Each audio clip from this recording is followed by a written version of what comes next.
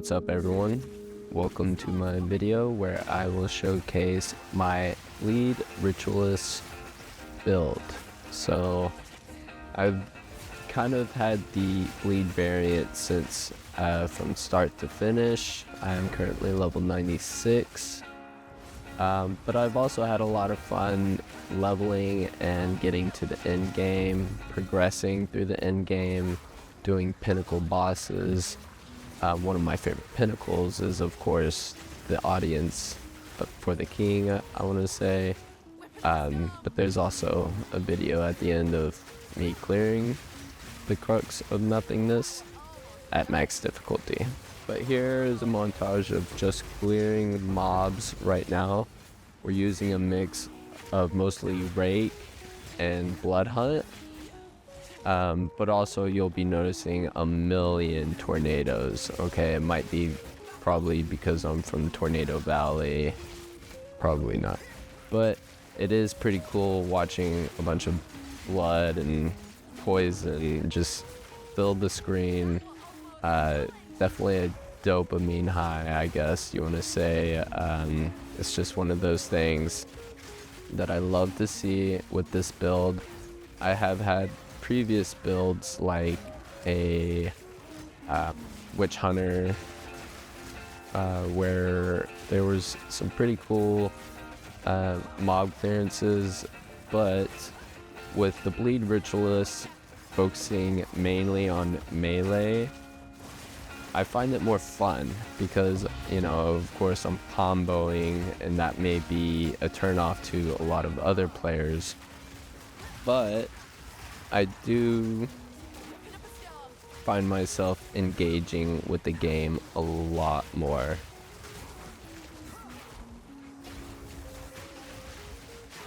This is a melee specialist build, but you notice I am using projectiles, tornadoes.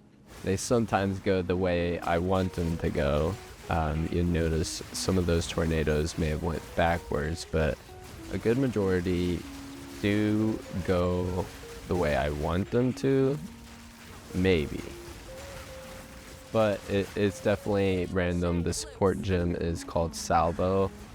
It produces a bunch of tornadoes in random directions, and if you use that in tandem with Barrage to empower your projectiles, you can multiply these tornadoes. Here's a little montage of the acrobatics. Nice and fluid. Look how fast that was. Then we'll go into the boss fights here. They're not like your million DPS builds, but you can see here I'm taking on two bosses at the same time and their life is going down almost together, or maybe simultaneously. For lack of better words, they're dying together. It's pretty cool. Really helps during the second trial of the trial of Sekimos. I doubt that's how you say it. Lord of the Pit seems to be bugged here. Whatever, he's dead. But we have another boss fight. It's more of a singular boss fight. It's the triangle pyramid weird guy. But you can see here I'm using Rake and Disengage to build combo. Disengage is going to build 6 rage on each hit. That's pretty huge if you're trying to build DPS, especially over time. Rake has the comboer support skill that builds combo because, you know, it more DPS, more bleeding. So here's a rundown of some of my stats: 2000 plus life, low shield, high armor, mid evasion. So I got a little best of 3 worlds, maybe, I don't know. I tried optimizing it to the best of my ability. I also have my block chance up. I have the node where you get 1% damage increase for each block chance, so that's 33% block chance. So here are the items. I recently updated my spear to a better spear, but we have the flat physical and all of that other stuff. You can definitely check out Mobilytics. But like I said, I grabbed a shield or a buckler with evasion. I also have gloves with the wolf talisman to improve magnitude bleeding, flat physical, lightning's pretty low. Honestly, I have a new pair of gauntlets. But yeah, something about the belt that I find important is the charges per second. My life flask is the same thing, and then here are my boots that aggravate bleeding in my presence. Also, aggravate bleeding can happen if a enemy is moving and while they're bleeding, but I find getting to Zesh +3 difficulty, I need that aggravate bleeding in presence. I have a different pair of boots that offers more armor. But yeah, I'm just showing you the 3 different defenses. My rings, since I am a ritualist, I have 3 rings. Okay, it's too bad that they kind of nerfed Belt of Ingenuity. I had that on my Witch Hunter, and that changed that build completely. So one of my best guesses is when they nerfed Ingenuity is because of the Ritualist. But you may have saw I also anointed my amulet. Sorry, I'm going everywhere. But I anointed my amulet with blood tearing. Here are all the skill gems that I have. I have a 121 rarity with this build, but currently I have 144. Check out the new build. Didn't make a new video. But yeah, the rage skill gem, support skill gem, the support gem is going to go on disengage. I know you probably didn't see that when I was fighting the bosses, but this is one of those changes that I made. Using disengage, rake, and blood hunt is going to build melee, or it's going to build rage from melee hits, and it's going to build combo. So if you're not comboing, you're not building your DPS. Blood hunt can easily, if you go to the explosive node or the explosive page, when you have 30 rage, it's 100,000 explosion, and if you times 500% with blood consumed, blood hunt explosion can be detrimental to Pinnacle bosses. And that's basically how I stunned Zesh 3rd difficulty. And if you stun him while he's transitioning, he won't go into his 2nd phase. So pretty cool right there. Yeah, let's look at some Ancestral Call. You can get that pretty early in the game. Some of these skill support gems are level 1 or level 2. And the reason why we have pinning on Blood Hunt is because we have Combat Frenzy spirit skill. And what Combat Frenzy does is gives you frenzy charges if you electrocute, freeze, or pin an enemy. So when we're clearing mobs, you know, we can take off combo finisher and put pin in there, and that's going to give us frenzy charges. And we use barrage before we use twisters. Hopefully we had 3 frenzy charges when we use barrage, and we have 90 million tornadoes. Okay, so that's the skills. I did also want to mention we do have a elemental skill, Lightning Spear. Now every Huntress, even Amazons, have this skill. What we use it for is to shock our opponents, our enemies, mobs, bosses, whatever, and that'll shock them and what that does is increases the damage output needed to make more bleeding, if you know what I mean. Okay, so you can we also have Ambrosia on Lightning Spear. It uses 20% of your mana flash charges, and each charge grants, I want to say, 3% lightning damage increase. Kind of like Concoct, you can increase the magnitude of bleeding per charge, 20% of your life flask. I don't have Concoct on because my life flask would be drained easily, and since I don't use Lightning Spear a whole lot to shock enemies, it's okay to put Ambrosia for that elemental damage increase.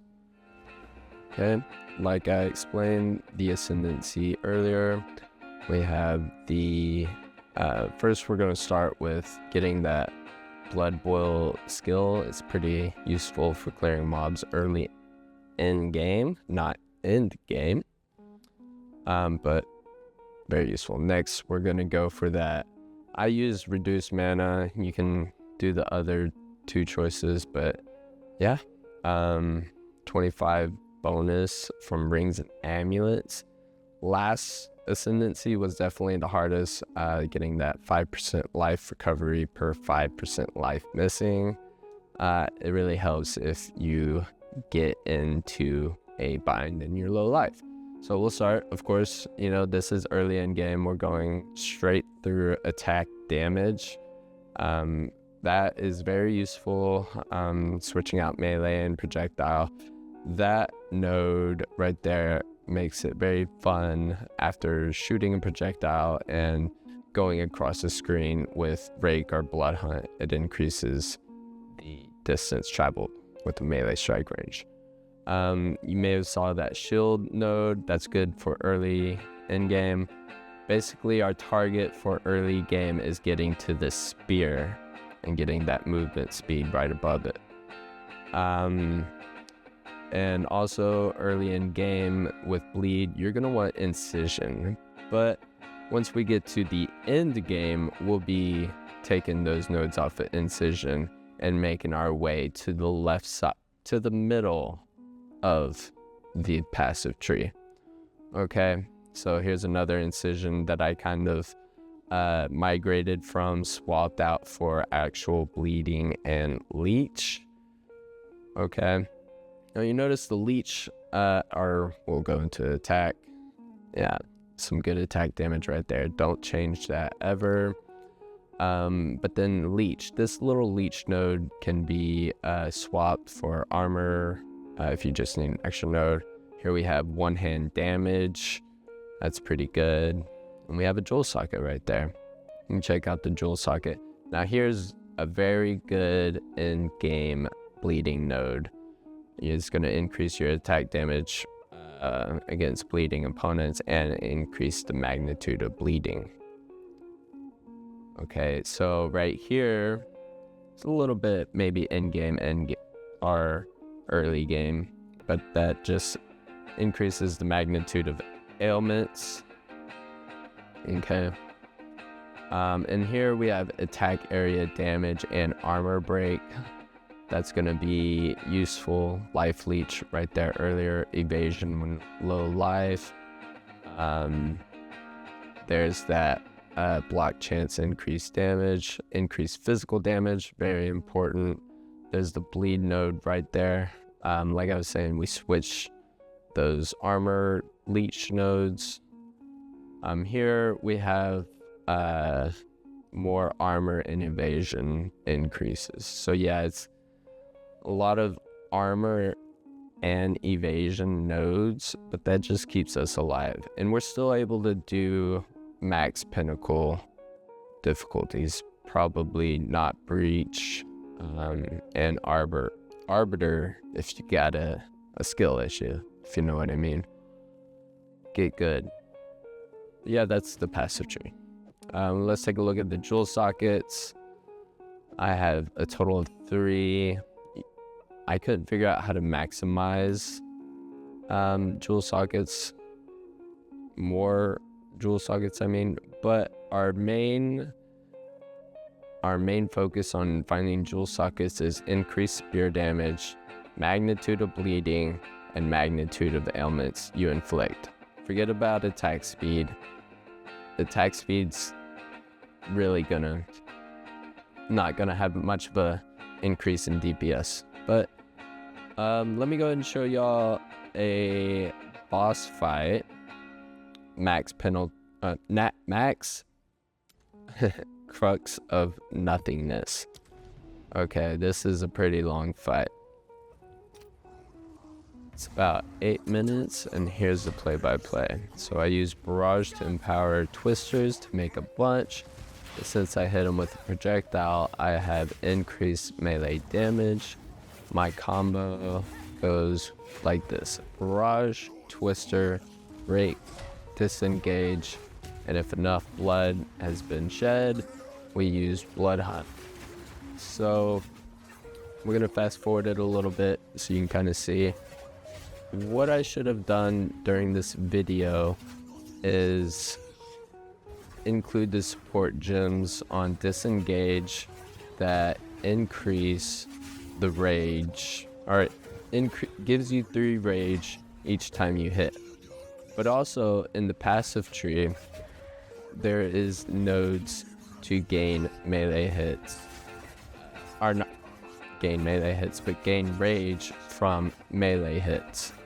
It's pretty close in the passive tree. You can check that out in the updated Mobalytics website. I'll provide the URL. But let's talk about the fight a little bit. Destroy those totems whenever he says something special. You know, you probably look up that video or whatnot. But making sure whenever he says something, you're paying attention to what he's doing. And here, that was pretty easy to get through. Now we're in the second phase. He has 2 one-hit moves. Here's the first one, most deadliest. And then he always uses the second one-hit move after the first one, and it could be different. I want to say it depends on your range or your proximity to him.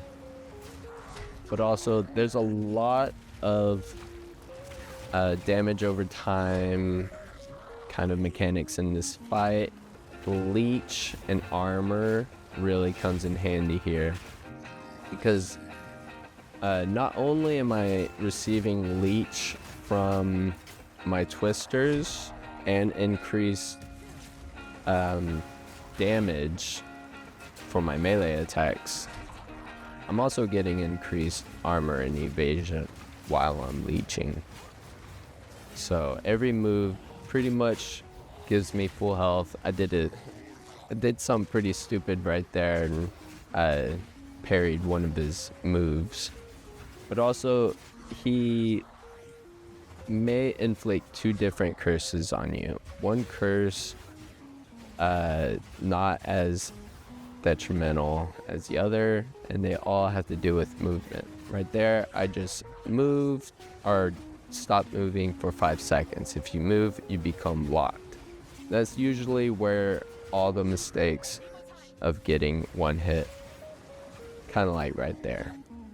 But then, yep, right there, you can kind of move. There's a threshold. Try not to go over it. The other curse is you have to keep moving. And with this build, that's a non-factor.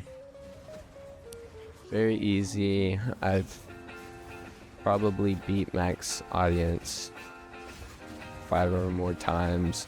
I've died also in between those times or encounters, and most of that has been due to being stunned, right? Like that right here. Him walking up to me and just slamming his staff. And I mean, it hurts. So it's a one-shot kill, you're dead. Those purple little bubbles that you see in the rituals too, those can hurt. And if you can see right there, his little orb, one-shot orb, will leave those bubbles in its place. If you don't have enough health, it can one-shot you if you step on those bubbles. But as you saw there, I took them, I ate them, and then I went in for some more. Okay. It is a long fight. With some of my new equipment and passive node changes, I've been able to beat him pretty easily. I'm working on the Twisted Domain max difficulty. I just beat 3rd difficulty by cheesing him while he was transitioning, stunning him while he was transitioning. You can kind of see the stun meter for the King in the Mist right now is pretty high up there. But we're not going to stun him. We're just going to go ahead and kill him. And that's how you do max difficulty with the Bleed Ritualist that I built. He does drop the boots that I do wear, which are the Velar shoes. Mine are good though. But if you like the video, like and subscribe, and thank you for watching. Have a good day.